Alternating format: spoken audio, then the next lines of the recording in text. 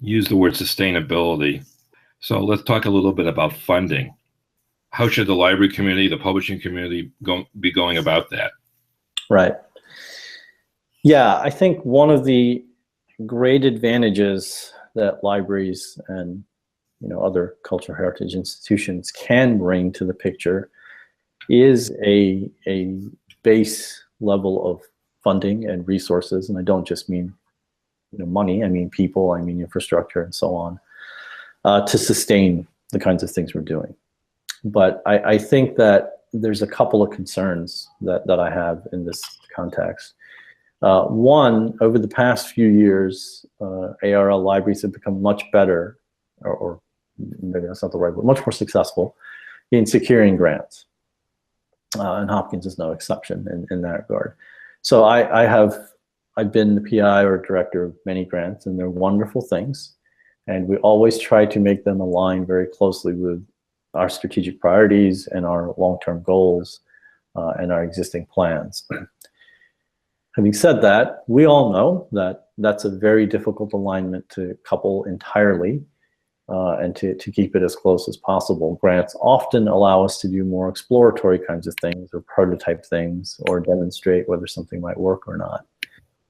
But working with grants takes a certain amount of effort and resources as well. This was some years ago, so it may not be true anymore. I think it was 2 provosts ago at Hopkins. I was at a meeting where he was talking about grants, and he said it takes more than $1 to cover the costs associated with one grant dollar.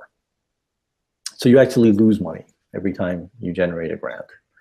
Now, it was an interesting conversation. Some people said that's not a problem, right? We're a research institution, that's what we're supposed to be doing.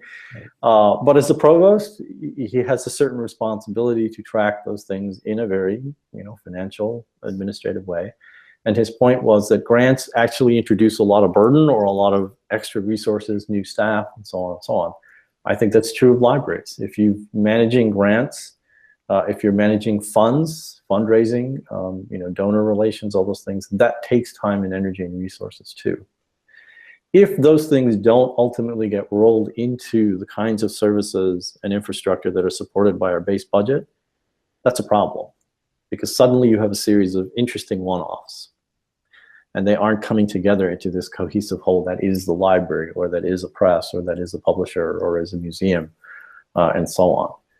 So the other seductive aspect of all these grants is that they are opportunities to get out and talk about your work, opportunities to get out and publish, opportunities to do those things. Those are all useful and important things to do. But if they detract, again, from that base mission of building infrastructure to sustain and support these kinds of services, that can be a problem. And I think our community, quite frankly, is grappling with this right now. We have a lot of things that I hear about. I don't necessarily always hear, and we've been guilty of this too. I don't necessarily hear how they rolled into a production environment. I don't hear how they ended up supporting other communities other than the one for which they were originally intended.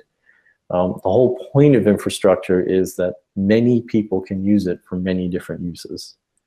And if we keep going very deep with these small communities or single projects and don't bring them into a cohesive whole, then the big advantage that we bring from a sustainability perspective is not being leveraged.